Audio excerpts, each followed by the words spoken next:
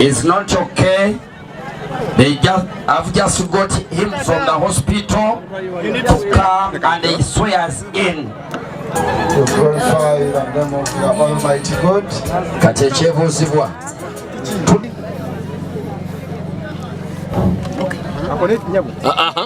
Mama soko beyo uliliza layira kitatankule la maroku layira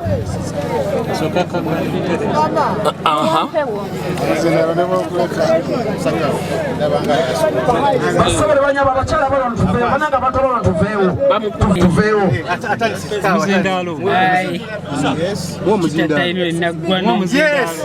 swear in the name of the Almighty God yes that I solemnly affirm yes that I will faithfully yes solemnly affirm yes that I will faithfully serve. Give faithful service. So help me God. So help me God. So help me God. I will faithfully serve. So help me to God. This council. And support. And support. And uphold. The Constitution of the Republic of Uganda. As by law established. So help me God. So help me.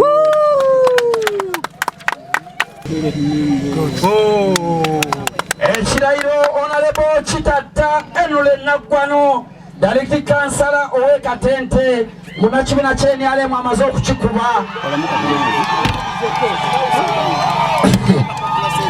tugende maaso n'okwesabira n'okumusabira tuweyo akayimba k'eddiini awo tuweyo mwoyo mutwala mu ddwaliro Dr. Mufuwa Steven Jackson Salongo CWD Councillor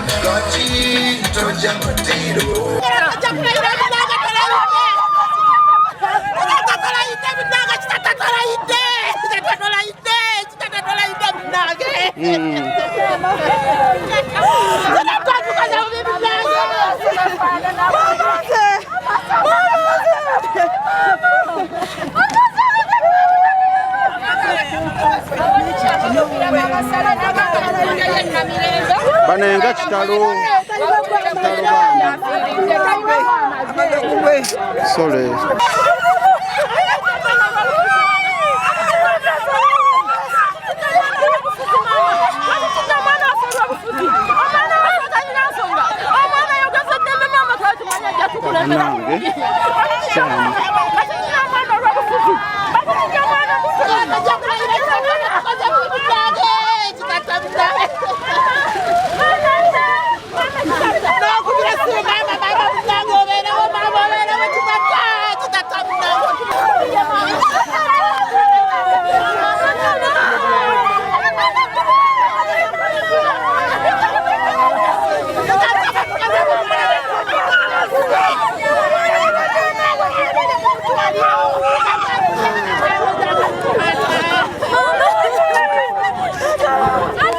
musoko mukumira wansi kakana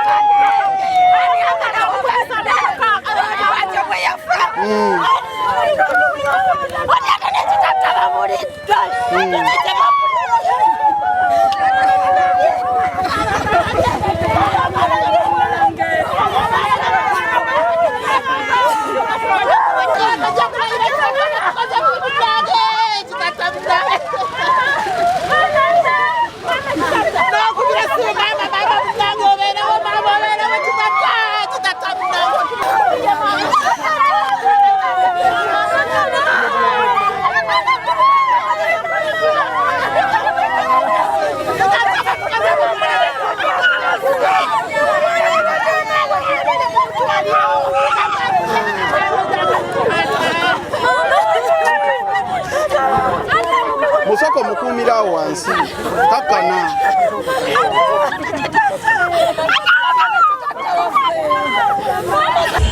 erinnya nze Nkanji Julius abangi bamanyi ng'omulika w'Ekyaggwe ndi Mukono South wano Mpanga ali Mukono district Kisuga ate mu council na Kisunga akunikirira kuno muganda wange uko badombuuza naffe ng'abalonzi banga abataka tukyewuunyisizza era kiwunya nendoza gavumenti ejeyise etteeka lino ery'obulogologo buno etteeka eryo gavumenti likyalirimye okukola kiteeberezebwa nti muganda waffe ono ate muto wa kansala b'e Katende direct kansala kigambibwa mbu ekiri ekintu kyamulumbye mbu akabongezi kajjo oluvannyuma lw'okulwanira obwa sipiika mbu balwanira obwa sipiika wakati mu pate ate oba oli awo nene waggulu kati kiteeberezebwa okuba nti birimu kasezi kalogo era bwe tubogereza omulabi bamuletedde mu mmotoka omulabi wawo bamuledde musajja wattu atukawuliteya kwalayire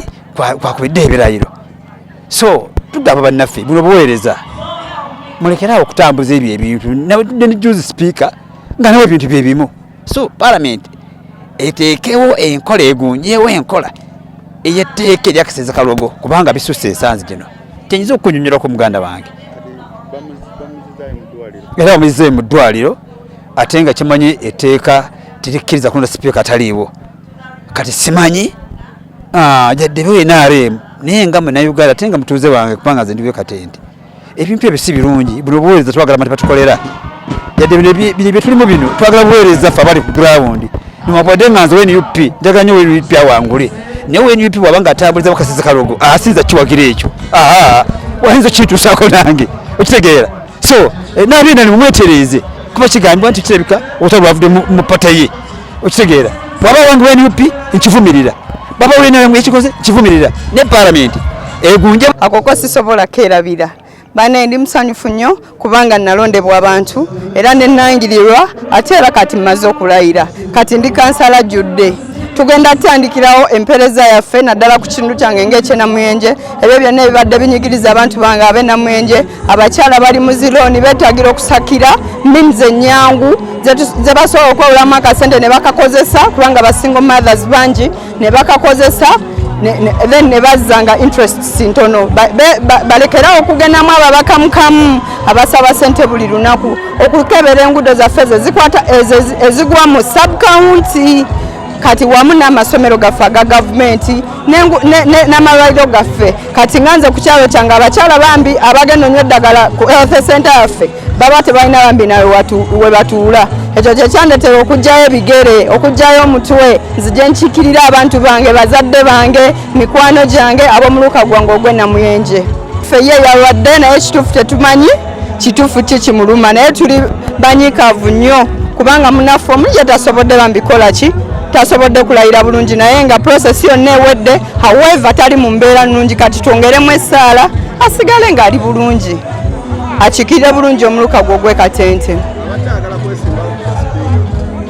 abadde ayagala kuvuganya mu kalulu ka speakership naye alabika tagenda sobola olw'embeera gy'alimu NRM ndowooza nereeta omuntu omulala kuba wa kibiina kya NRM yesewo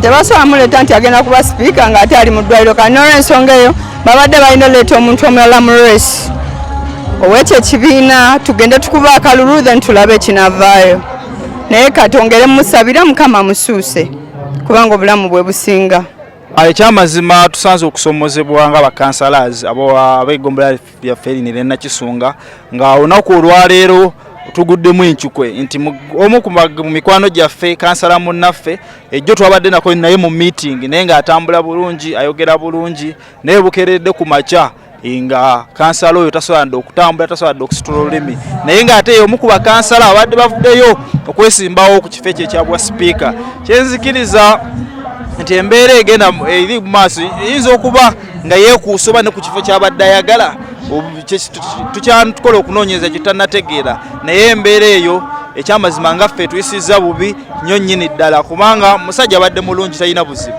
era abamu ku bo nga ffe tunyoleddwa nnyo olwa mukwano gwaffe nga kituuse ne ku extent nti n'okulayira basoose bamuletedde mu mmotoka n'alayira nga nene ebigambo byayogera tasobola kukola ki tasobola byatula omusajja abadde alina famire abadde alina abaana ab'okulabirira naye saa zino embeera gy'alimu embeera mbi nnyo nnyini ddala so ekintu ekyo tekitukoze bulungi ngaffe bakansala kwe kusomoza kwe tusanze olunaku olwaleero. Kyamazima tufunye ekikangabwa eky'amaanyi muganda waffe mukwano gwaffe Kitatta atufuddeko mu mbeera etategeerekese nga yakamala okukuba ekirayiro bw'ati alayidde okuweereza n'akutuka. Kitukubye enkikwe y'amaanyi tufunye obweraliikirivu bw'amaanyi naye Mukama ye bwe yageze ng'enteekateeka ze bwe ziri. Tusabye ali waggulu ayinza byonna Kabaka w'eggulu agumye emikwano gye ffenna eggomba ya Nakisunga okutwaliza awamu ne bana NRM okutwaliza awamu. Omwoyo gw'omugenzi Mukama agummuze mirembe. Kyamazima sikirabangako naye tufune enkikwe y'amaanyi ekikangabwa ky'amaanyi. Kansala abadde yakalayira alayiridde na mu mmotoka kaawo amulayiriza mu mmotoka era n'amusayiningisa ng'ali mu mmotoka naye tugenze okwekenneenya mu seconds ewatayise wadde akaseera nga batubikira nti afudde naye tusaasira famire eri abaana eri omukyala n'eri ekitundu ky'abadde akiikirira naye tufunye enkikwe y'amaanyi nga Nakisunga naye tulina ekikangabwa ky'amaanyi naye tusaba Katonda ayinza byonna oyo asinga yaba atugumya era yaba agumya sayidi gy'abadde agenda okukulembera n'ab'ekibiina ekyo tubasaasira Mukama Katonda abagumye. Amannya gange yenze Wadimba Rogers kansala alayidde okukiikirira omuluka gw'ekyetume ku ggombola y'e Nakisunga. Olunaku lwero tulayidde omukolo gwaffe gwatandise bulungi nnyo era tubaye tuguteeseteese bulungi naye tuguddemu ekikangabwa ekya kansala munnaffe ow'e Kitatta Naggwano okuba nti olumaze okukuba ebirayiro ekimbe ne kimugwira era Mukama bw'atyo n'amujjulula. Kituleetedde entiisa entandika ya kanso etandise na ntiisa era kituleetedde okuba nga bakansalazi wamu ne political head waffe okususpendinga okulonda speaker olw'ensonga nti omugenzi yennyini abadde alina interest mu kuvuganya ekifo ky'obwa speaker w'eggombola y'e Nakisunga. However much nga abaddewo NRM, however much nga tubaye twenkanankana naye tubaye tulina endowooza efaanagana ne mwami Kitatta nga tusazeewo kuba nti tugende mu kalulu kuba balina ideologies ennungi ezisobola okuba nga zizimba omuluka gwe wamu n'eggombola okutwaliza awamu.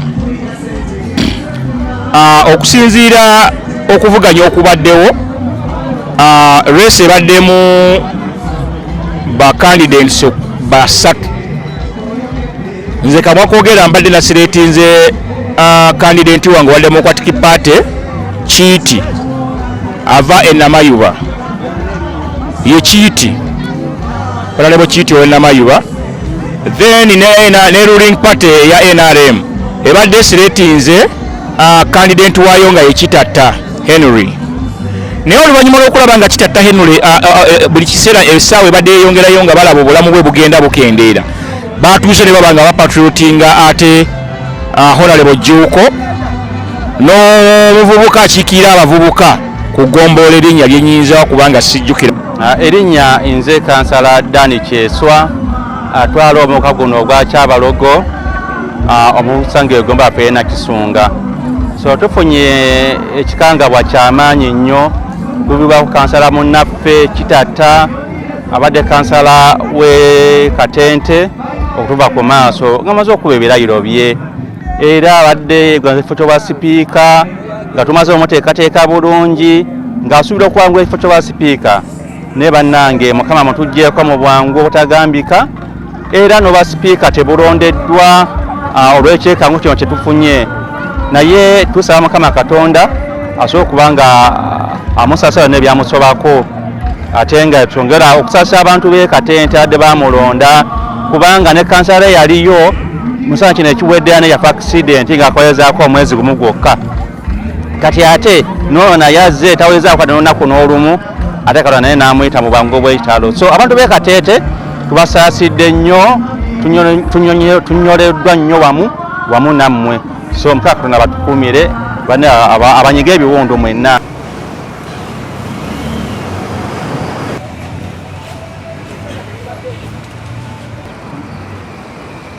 Erinnya nze Sekitto Robert omwogezi eddwaliro lya Helena Community Hospital Kisoga.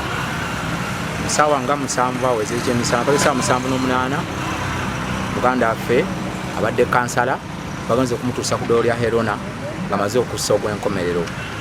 Dokita bagenze okumwekebejja ng'amaze okussa ogw'enkomerero. Saasira ab'enganda mikwano abakanso bannabe badde bagenda okubeera ntegeeza nti agenda okubeera sipiika w'eggombolola Nakisunga naye munaye Mukama takkiriza.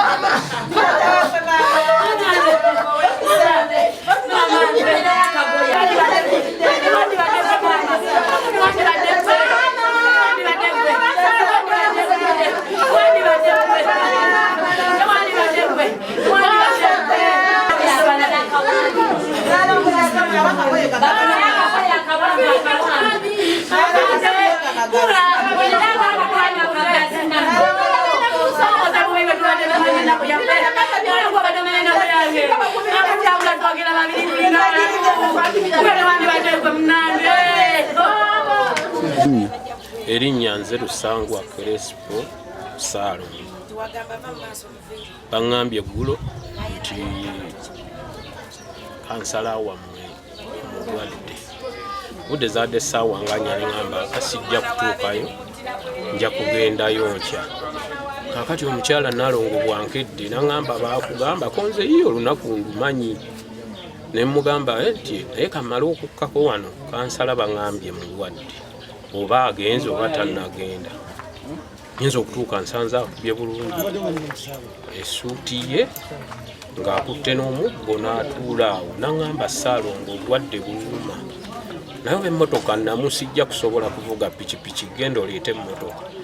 Ne mmuga nti kale kangende nkyusa engoye ne nzijja wano ne mmuteekamu kumutwala. Nga ye agamba nja kulayira n'atuula. Akati awo atudde mu ntebe omusawo we twadde tukubidde wajjidde n'agamba nti yingiza emmotoka muteeke muli mu mmotoka muterekaawo ekyo. Kati ngenza okuyingira muli n'angamba katumutwale mu ddwaliro butereevu. Era ne tumuvuga ntumutwala mu ddwaliro okutuusa eccupa bweweddemu n'aga nti nina okulayira. Nani agamba? Oyo yennyini omugenzi n'angamba nina okulayira. Kakati kwe kumuvuga ne tujja era alayidde ali mu mmotoka. Kakati we tumuggyaawo ne ngamba kamuzzeeyo mu ddwaliro. Naye ne ngamba nti eddwaliro lino zino ennaku zimujjanjabidde 3 era terimuyambye. Kati kwe kumutwala ku Helena. Dokita olumukutteko bw'ati n'agamba kwe kumuvuga tetumukomya ekyo bwa sipiika.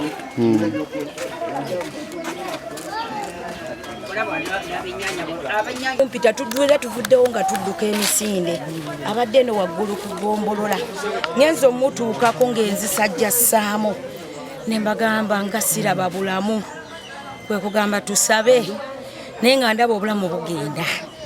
Ngenza okulaba nga tugenda tusaba ngenza okulaba ng'enzisa ekyuka ne ngamba driver aliwa ne mbagamba ne driver akyusa emmotoka ne tulwana ne mbagamba ne tusitule nga bye mwadduka buddusi nga bye mwatidde ne ngamba driver kyusa tutwale omuntu ne tumukwata ne tumuteeka mu mmotoka.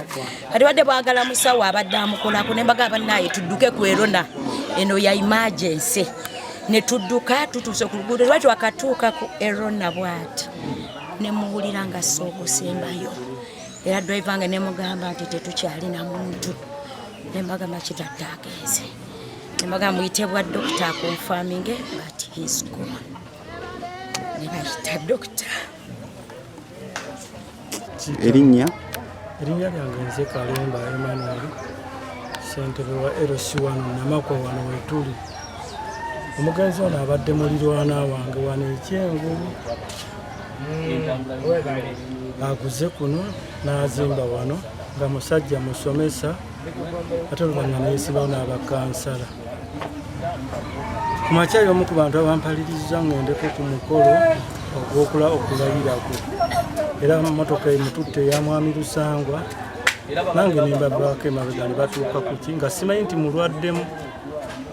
Oluvannyuma nfunye amawulire. Oluvannyuma ekiseera ky'okulayira ne kituuka naye ekigambo kimu akizzeemu emirundi ebiri n'akoma awo.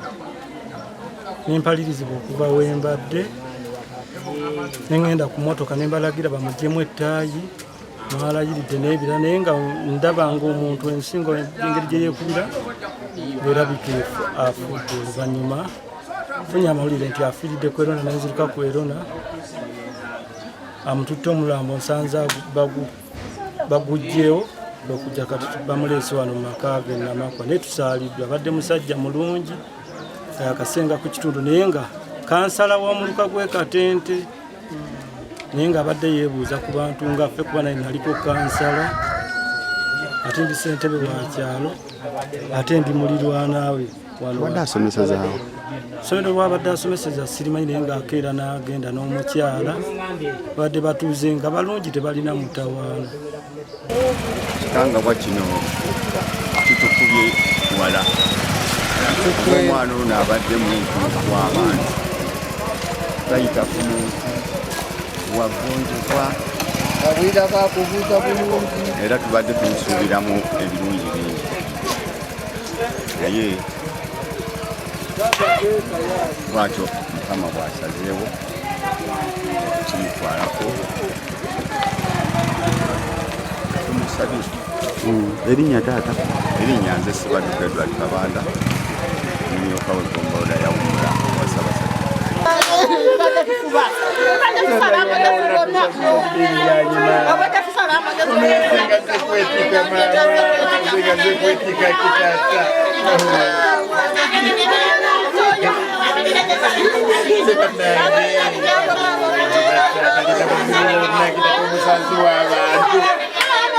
Kyamazima tufunye ekikangabwa eky'amaanyi. Muganda waffe mukwano gwaffe Kitatta atufuddeko mu mbeera etategeerekese nga yakamala okukuba ekirayiro bw'ati alayidde okuweereza n'akutuka. Kitukubye enkikwe y'amaanyi, tufunye obweraliikirivu bw'amaanyi naye Mukama ye bwe yageze ng'enteekateeka ze bwe ziri. Tusabye ali waggulu ayinza byonna Kabaka w'eggulu agumye emikwano gye ffenna eggomba ya Nakisunga okutwaliza awamu ne bana NRM okutwaliza awamu. Omwoyo gw'omugenzi Mukama agummuze mirembe. Kyamazima sikirabangako naye tufune enkikwe y'amaanyi, ekikangabwa ky'amaanyi. Kansala abadde yakalayira, alayiridde na mu mmotoka, kaawo amulayiriza mu mmotoka era n'amusayiningisa ng'ali mu mmotoka. Naye tugenze okwekenneenya mu seconds ewatayise wadde akaseera nga batubikira nti afudde. Naye tusaasira famire eri abaana, eri omukyala n'eri ekitundu ky'abadde akiikirira. Naye tufunye enkikwe y'amaanyi nga Nakisunga, naye tulina ekikangabwa ky'amaanyi. Naye tusaba Katonda ayinza byonna oyo asinga yaba atugumya era yaba agumya sayidi gy'abadde agenda okukulembera. N'ab'ekibiina ekyo tubasaasira, Mukama Katonda abagumye. Amannya gange yenze Wadimba Rogers, kansala alayidde okukiikirira omuluka gw'ekyetume ku ggombola y'e Nakisunga. Olunaku lwero tulayidde, omukolo gwaffe gwatandise bulungi nnyo era tubadde tuguteeseteese bulungi naye tuguddemu ekikangabwa ekya kansala munnaffe ow'e Katente Kitatta Naggwano okuba nti olumaze okukuba ebirayiro ekimbe ne kimugwira era Mukama bw'atyo n'amujjulula. Kituleetedde entiisa, entandika ya kanso etandise na ntiisa era kituleetedde okuba nga abakansalazi wamu ne political head waffe okususpendinga okulonda speaker olw'ensonga nti omugenzi yennyini abadde alina interest mu kuvuganya ekifo ky'obwa sipiika w'eggombolola y'e Nakisunga. However much nga abaddewo NRM, however much nga tubadde twenkanankana, naye tubadde tulina endowooza efaanagana ne mwami Kitatta nga tusazeewo kuba nti tugende mu kalulu kuba balina ideologies ennungi ezisobola okuba nga zizimba omuluka gwe wamu n'eggombolola okutwaliza awamu. Okusinziira okuvuganya okubaddewo, race ebaddemu ba candidates basatu.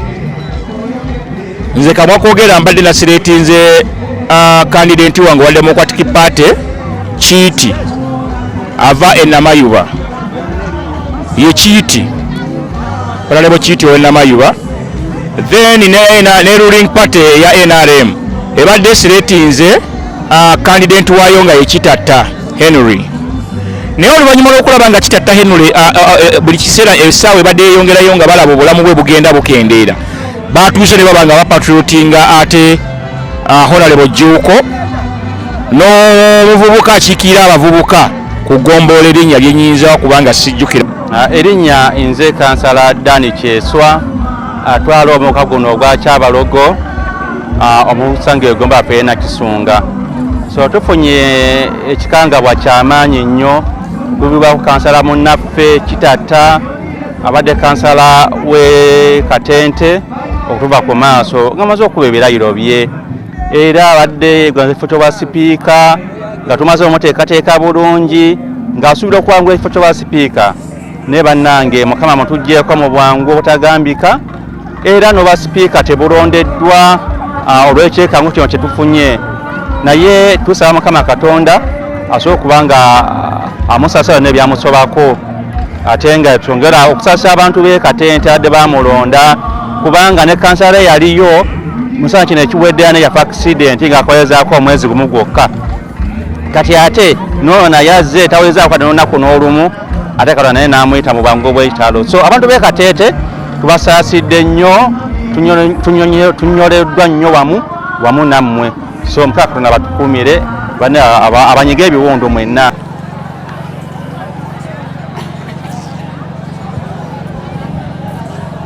Badde nsaba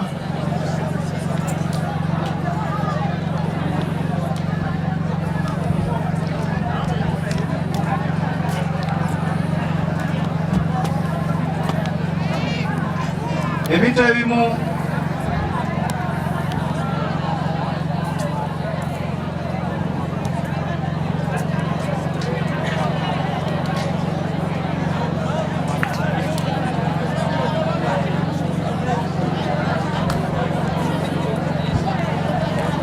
omwana ono n'abadde naye jo saa 8 w'emisana gasimulwe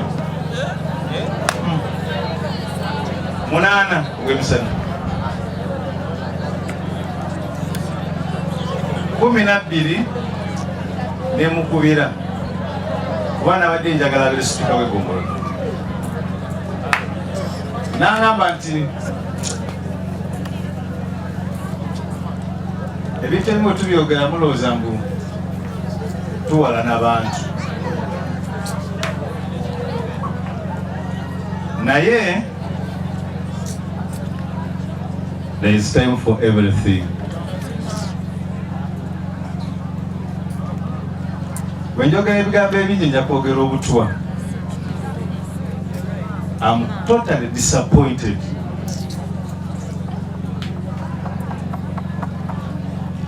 Tusobola I can't walk to Speaker office. What is there? Kale, kill me the chairman and leave this innocent boy.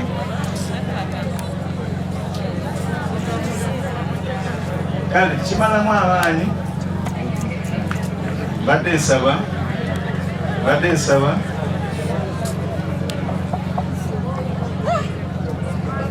Muleetera abantu okufuna obusungu.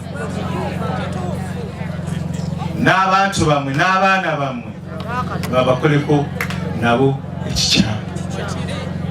You can't kill a person because of an office. It is bad. Kitatta is dead. Kale. Let me take this singular honor Pamela. Absolute honor to have been invited to be here for everybody. I am quite surprised and very, very pleased when I was told today that of the councillors, we had an equal 50% representation of NRM and opposition. I think that's very special and very rare, and I think it makes for a wonderful sub-county makeup, and that really pleases me. One thing you might not know about myself is I am here representing Canada, but I'm also a Ugandan citizen, and I'm also a resident of Mukono, and also a resident of Nakisunga. So I'm very, very pleased to be here.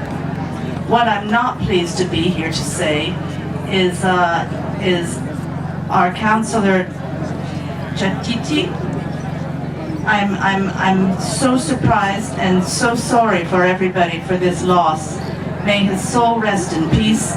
He was a good man, he had a future in front of him, and we were not expecting to be here mourning here. We were meant to be celebrating, and I'm very, very sorry to be standing here in this manner. That said, I wish everybody in Nakisunga a very successful 5 years. I think there's a lot to be achieved, but we've also come a very long way, and I'm honored to be here, and I'm sorry to be here as well. And I hand the podium back.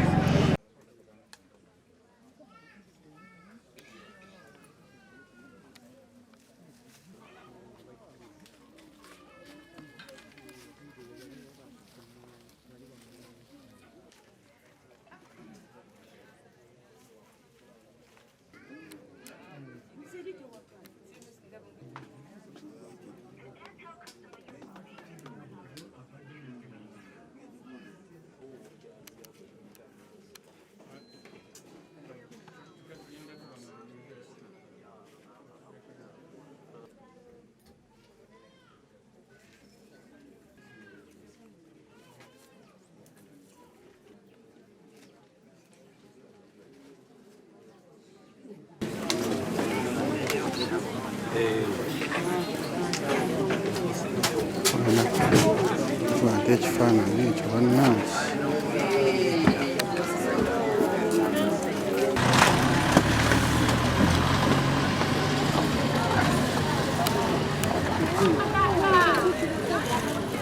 abantu abalonze agambye nti abakyawa amagoba agatali ga butuukirivu ndowooza kimukitegedde nejjozi pulezidenti weyabadde ayogera yakyogedde yakiyise corruption oba kulyambuzi okutwala amagoba nga kyokikoleredde. Katonda balonzi n'abateekawo ku mulembe guno mwaka guno ogw'2026 mukyuse embeera nga bwebadde, ekitali kikyo kibeere nga si kikyo, n'ekikyo kibeere kikyo. Era olaba nga waliwo byofunye ng'olowooza nti abadde nannyini bwe tabitegedde, niwaba tabitegedde naye nga gw'omutegedde n'obimutwala eno nga nti waaye